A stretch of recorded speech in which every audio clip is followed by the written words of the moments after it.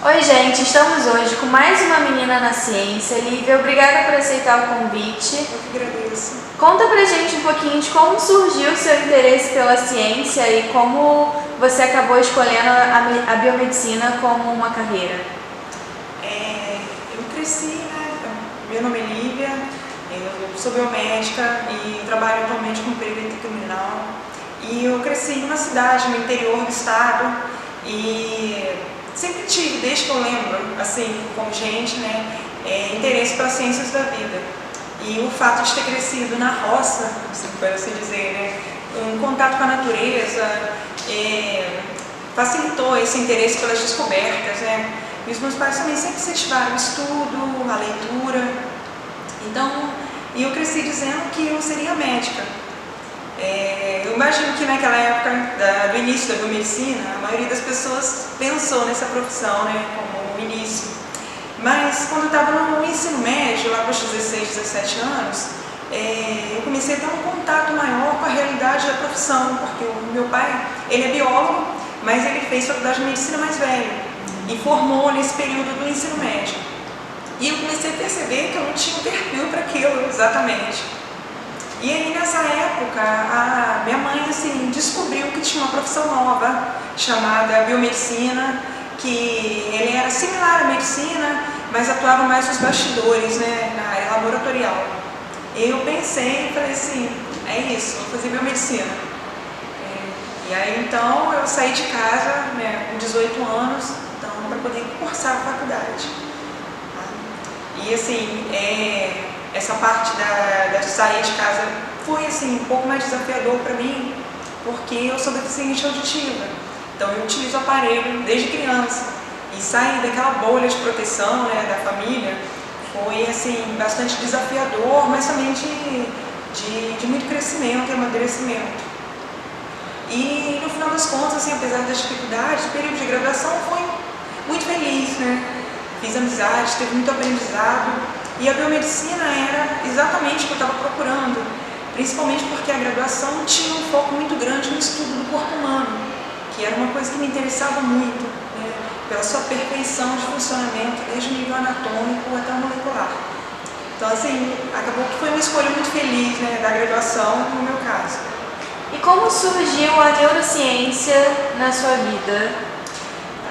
Então, assim, eu comecei a fazer estágio desde o início, né, da graduação e eu sempre fiz na área de neuro, porque é uma área que eu tenho um interesse muito grande. Tanto neuro quanto imuno eram as disciplinas que eu mais gostava, que eu achava mais intrigantes. Eram sistemas muito complexos, né, de um funcionamento muito perfeito. E eu fiz, então, voltada para essa área de neuroplasticidade. E aquela base de laboratório foi toda nisso, né, com utilização de animais, assim, aprendendo a fazer técnicas de bancada, né, aprendendo a leitura e apresentação de artigos, de pôster.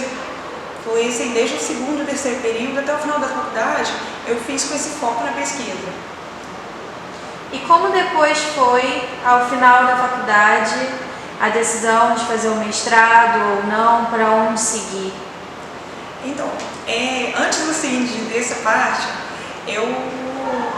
no final da graduação, apesar de ter feito tudo em pesquisa, na área de neuro, eu mudei de rumo, porque assim, a habilitação em biomedicina na UF, ela possibilitava você escolher entre análises clínicas e pesquisa.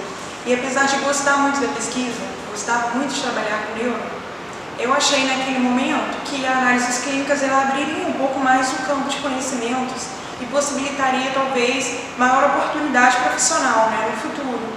E eu acabei então migrando para o Hospital Antônio Pedro e fiz o trabalho de conclusão de curso em técnicas imunológicas.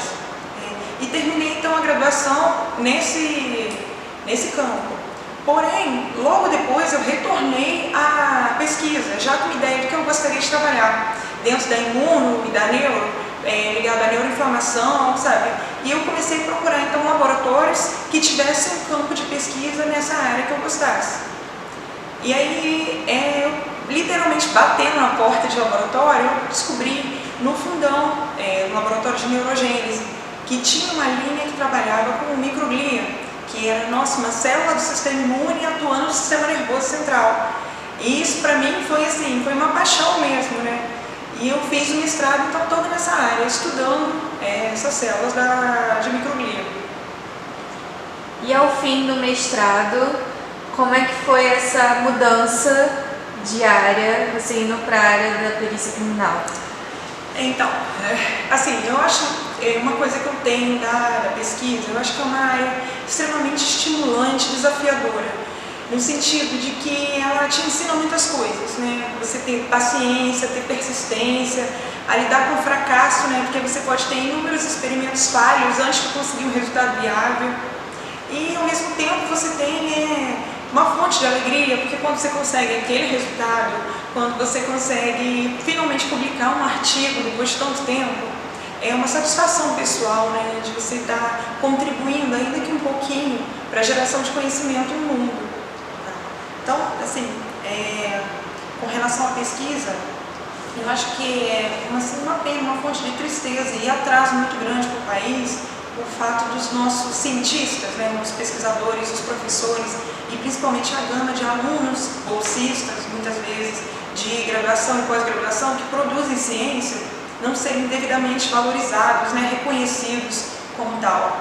E eu espero muito que esse panorama se reverta no futuro, porque acaba sendo uma fonte de desestímulo, né, de saída dos cérebros do país, como a gente tem falado bastante.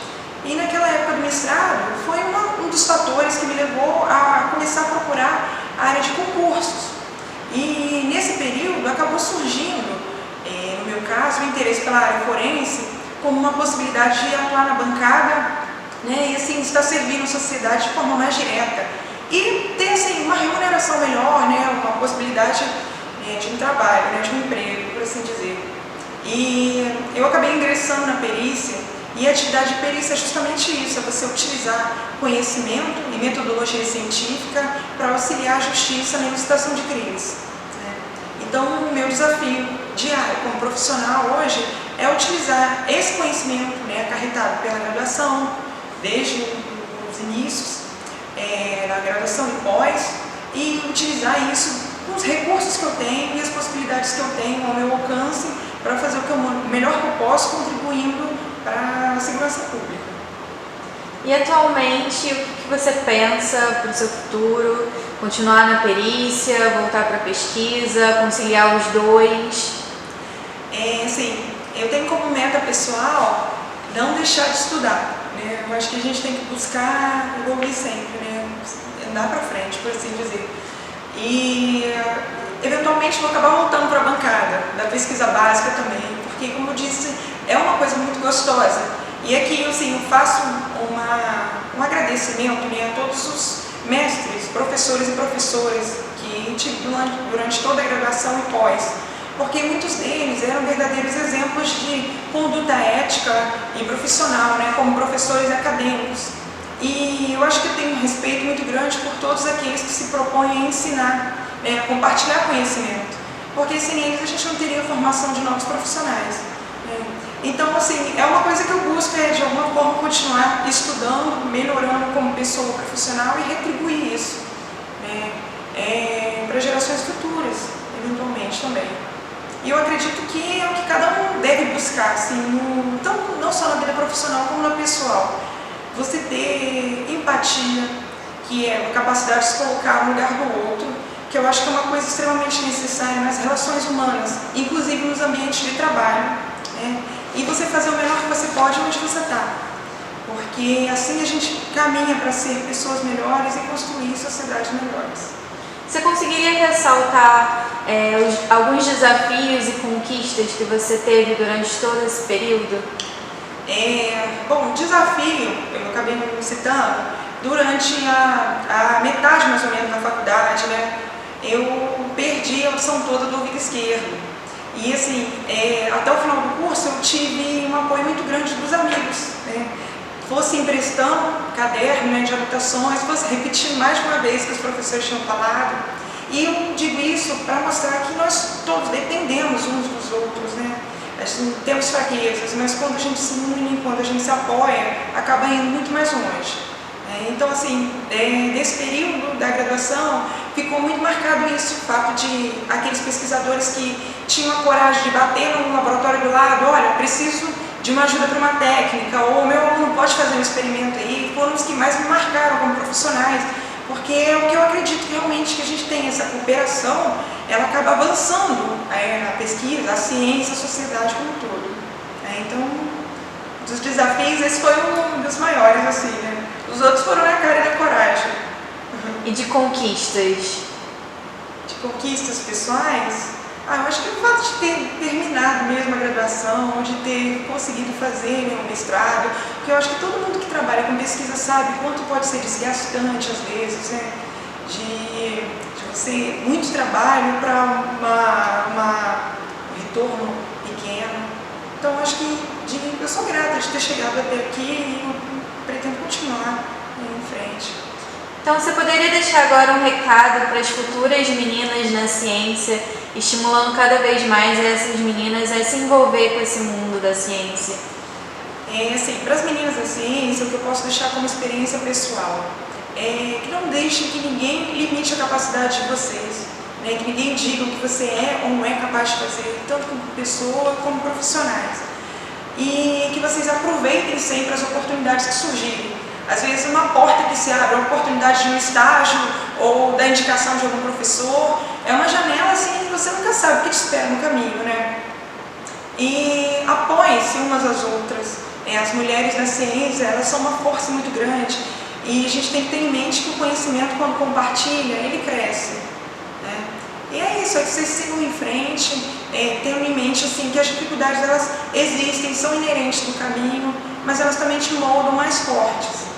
E para terminar então, uma frase de uma grande escritora e mulher brasileira, que ela não é cientista, mas ela é sensacional, que é a Cora Coralina, e ela diz assim: o que vale na vida não é o ponto de partida, mas sim a caminhada. Caminhando e semeando, no fim terás o que colher. Acho que é isso. Muito obrigada, Lívia, pelo seu depoimento. Não esqueçam de seguir o canal, de curtir e logo voltamos com mais Meninas na Ciência.